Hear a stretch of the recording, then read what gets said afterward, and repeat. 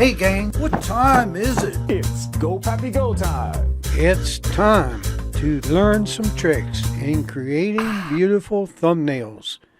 Just a few things to mention here. Here I want to give an example how this looks with outline, stroke, and no stroke or outline. Keep it simple.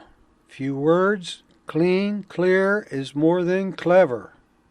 Use bold text, easy to read in caps, like Anton, Alpha Slab, or Chivo Black, Fredoka 1. Each one of these, I'll show demonstrated here. Contrast colors like white on black, black on white. I use alt text with outline and save as transparent.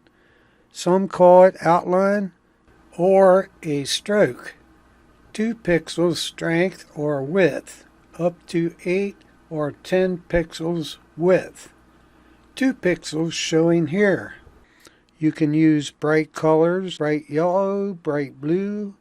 Never ever use pale colors. And number 1, always remember to outline letters.